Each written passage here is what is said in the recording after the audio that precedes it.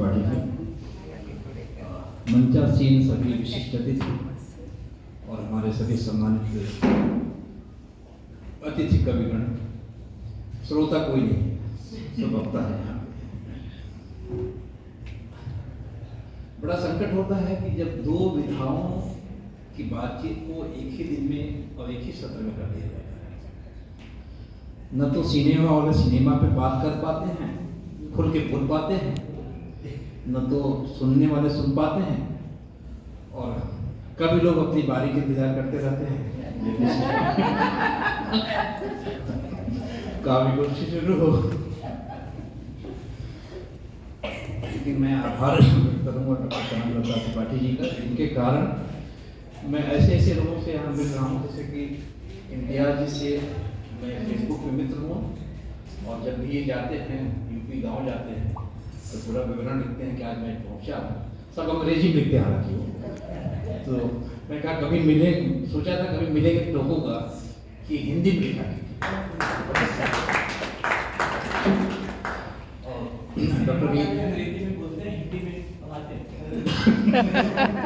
खाते हिंदी का है। ये सबका हाल हिंदी बोला तो ही।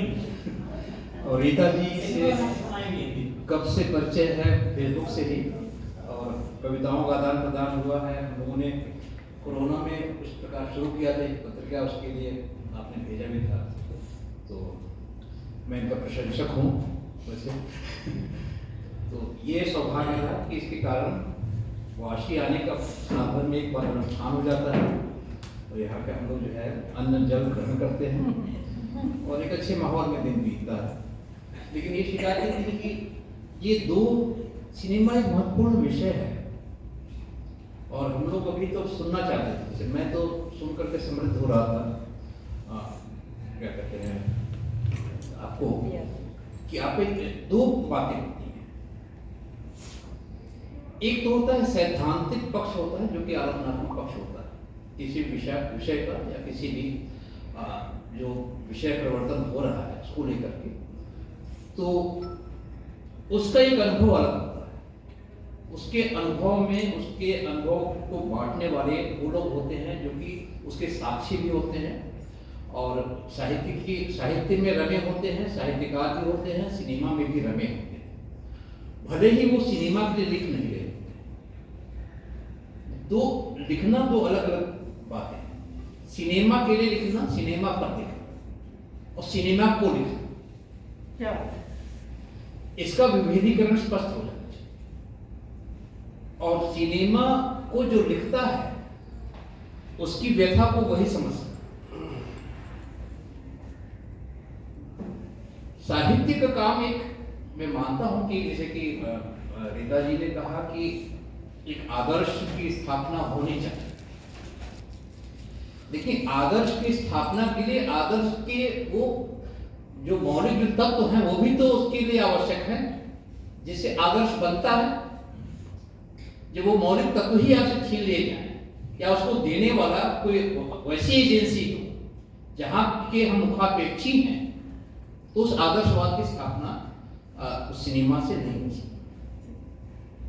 वो दौर आता है लेकिन फिर चला जाता है। वो दौर था जब थर्ड वेव सिनेमा की बात हो रही थी, जिस समय को पीढ़ी निकली थी जो क्या कहते हैं पूना फिल्म इंस्टीट्यूट से, और उनकी आज़ादी के बाद का जितने भी जो एक राजनीतिक उठापटक हुए हैं, उसमें अलग अलग जो वाद आए हैं उसको लेकर जेपी आंदोलन की बात हम करते हैं, एक गांधी थॉट की बात, गांधी की उसकी बात करते हैं, और इमरजेंसी की बात करते हैं, उसके बाद क्या कहते हैं गरीबी हटाओ की बात करते हैं। ये तमाम जितने भी चीजें किसी भी देश या समाज, हम देश को व्यापक रूप में कर सकते हैं। ये देश हमारा महाराष्ट्र भी हो सकता है और केरला भी है, जिसे देशज की बात होती है, तो उसकी जैसे साहित्य अलग होते हैं उस ढंग से उसके सिनेमा भी अलग हो जाते हैं। उसी तरह उस देश की सिनेमा भी अलग। हम अगर जैसे पूना फिल्म इंस्टीट्यूट की हम बात करते हैं, जैसे मैं थिएटर से हूँ, भारतीय नाट्य अकेडमी लखनऊ से प्रशिक्षित हूँ, जो कि जैसे राष्ट्रीय नाट्य विद्यालय, तो उसमें क्या होता है कि जब आपको जो पढ़ाई कराई जाती है। हम लोग वर्ल्ड थिएटर को पढ़ करके आए हुए हैं, जिसमें कि हम जापानीज काबुकी शैली को पढ़ रहे हैं, उधर हम जो क्या कहते हैं, ये यहाँ के जो हमारी शैलियाँ हैं, जैसे पारसी थिएटर को भी हम पढ़ करके आए हैं, शेक्सपियर को भी पढ़ते हैं, हम ब्रेख्त को भी पढ़ते हैं, यूजे ओनिल को भी पढ़ते हैं, वर्ल्ड थिएटर को पढ़ते हैं। उसके बाद डिसाइड नहीं कर पाते निकलने के बाद कि हमारा थिएटर क्या है। हम नौटंकी में जाएं, हम क्या कहते हैं संस्कृत नाटकों को लें, क्लासिकल को लें, कि हम ब्रेख्त को अपनाएं। धीरे धीरे एक समय के बाद आपका जो स्वभाव होता है, आपकी जो अभिरुचि होती है, आपकी जो मंशा होती है, आपका जो जज्बा होता है, देश और क्या कहते हैं समय के लिए जो आपकी जिम्मेदारी होती है, उसके अनुसार आप एक तय कर लेते हैं कि हमको थर्ड थिएटर पिच करना है, हमको बाल सरकार करना है, हमको ब्रेख्त की तरफ जाना है, या हमको ब्रॉडवे थिएटर करना है, हमको नौटंकी करनी है, पारसी नाटक करना है। आप धीरे धीरे तय कर लेते हैं। लेकिन उस तय करने में भी आपका जो कथानक होता है, जो तत्व होता है, आपकी जो मूल लक्ष्य होता है, वो उसका निर्धारण आप कर लेते हैं। कोई जरूरी नहीं कि ब्रेख्त ही क्रांति की बात है, अंधा युग में भी क्रांति की बात हम सोच सकते हैं। उसी तरह से पुनः इंस्टीट्यूट से जो पीढ़ी जो आई, वो लोगों ने अपना जो प्रकाश है, तमाम अनगिनत नाम है, सभी लोग जानते हैं, बहुत गिनाने की जरूरत नहीं है। उन लोगों ने उस समय की जो एक पीड़ा थी, उसको जो भी समाज की थी, उसको उन्होंने रिफ्लेक्ट किया, उसने अपने सिनेमा के माध्यम से दिखाया। लेकिन एक समय के बाद, जैसे कि आपने कहा कि सिनेमा नितांत एक व्यावसायिक प्रयोजन होता है। व्यावसायिक प्रयोजन में आर्ट का सम्मिलन होता है, एक कंप्लीट आर्ट होता है, लेकिन सबके आर्ट के अपने अपने योगदान होते हैं, टुकड़े टुकड़े। संगीत का अपना योगदान है, एडिटर का अपना योगदान है, वो भी साहित्यकार है। जैसे हंस के संपादक अगर एडिटर हैं, वो आपकी कथा साहित्य को या किसी भी लेख को वो संपादित करते हैं, उसी तरह से सिनेमा का जो एडिटर है वो भी एक साहित्यकार है। उसको उसका शॉर्ट जो क्या कहते हैं, उसकी प्लेसिंग, उसको किस ढंग से डिवाइड करके कहाँ उसको प्लेस कर रहा है, उससे वो साहित्य जो रच रहा है, हम उसको साहित्यकार की श्रेणी में रखते हैं।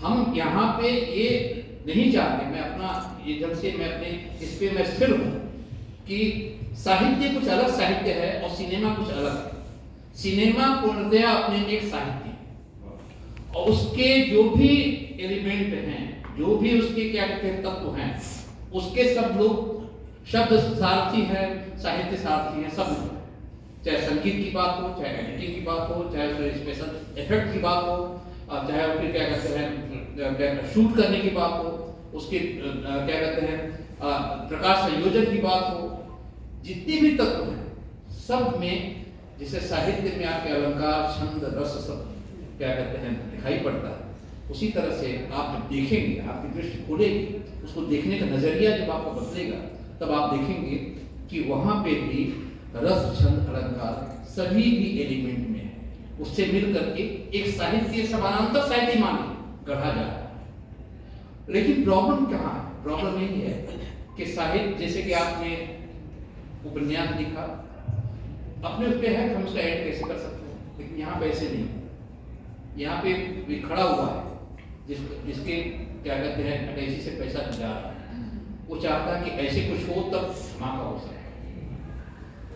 हम वही लेखक लोग वही कमजोर हैं। मैं जानता हूँ, मैंने सागर की काफी मैंने काम किए हैं, रामानंद सागर के उसमें आया धारावाहिक को पूरी करके, तो बहुत जगह ऐसे ऐसे काम करने, जैसे कि वहां पर कहा कि नहीं ये नहीं हो सकता, वो कहते हैं नहीं ये हो सकता है।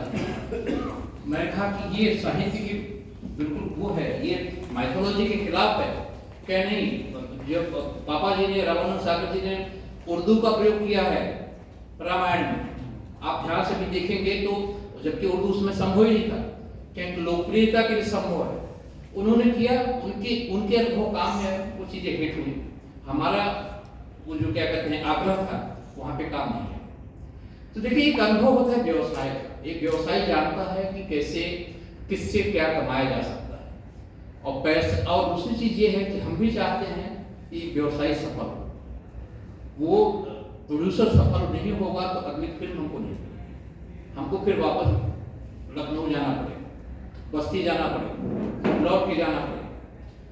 तो ये संतुलन बनाने के चक्कर में कभी कभी ये होता है कि हम अपने जीवन का जो सैद्धांतिक संतुलन वो भी बिगाड़ देते हैं।